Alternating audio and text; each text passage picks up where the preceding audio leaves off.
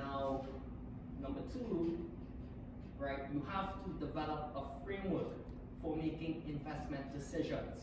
I've asked the two key questions, right? Does it make sense and does it make money? So how do you develop that framework for making investment decisions? Now, like every business, you have revenues, you have expenses. When you minus the two, you get profit. It's no different than a rental property. Revenues is the rental income in a rental property, and then you have operational expenses, right? And what are the operational expenses? Every property, you have bills to pay, hydro, gas, water. Every property has property insurance, property taxes that you have to pay, right? And in the lifetime of every property, you have to, eventually fix things when it wears and tears or when it breaks down, right? So that's your repairs and maintenance. So when you minus the two, you get something called net operating income, right? And then when you deduct that from your monthly mortgage payment, that's where you get cash flow, hopefully positive cash flow, right? So two things, I'll just take it a step further for those who already have prior education when it comes to real estate investing. So the net operating income, you take that number, you divide it by the property value, right? Then you will get something called cap rate, capitalization rate, right? The best possible definition for cap rate in real estate is to imagine that you have paid the property all cash, right? 500,000 all cash, and your cap rate is, let's say, 7% or 6% cap rate, right? That's your return on investment that you will get given you paid your property all cash, right? But if you borrowed money at 4% from the bank, you get financing, and then you have a monthly mortgage payment. So you minus your cap rate from the cost of borrowing, and that's your spread, your profitability. So 7% minus 4% is 3%, right? And that's a simple calculation to determine if your property is making money, right, every time, right?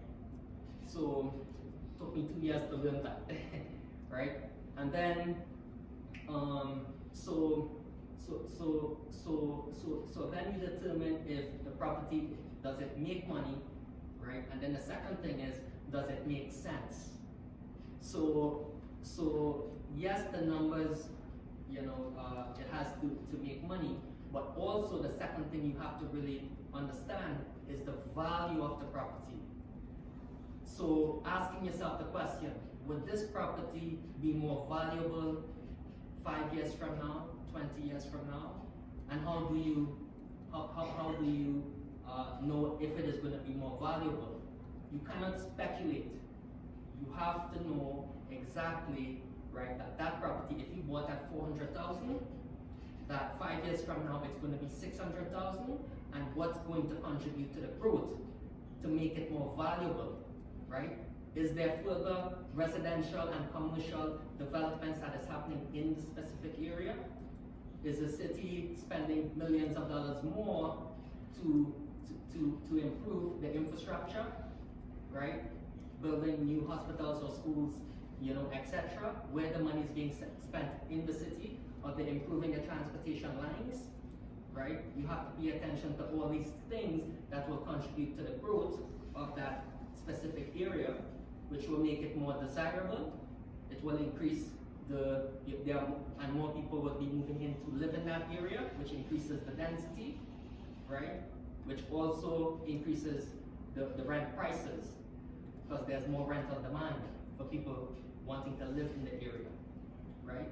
And of course, you have to pay attention to the transit lines, how the city is spending the money, because when areas get very high density and then it creates congestion, now the city has to plan appropriately, right, to improve the transportation so people can get from A to B, right?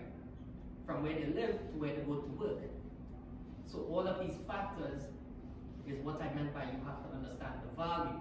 And you ask yourself the question when you look at these property deals, is this a property when purchased, are you going to hold it forever?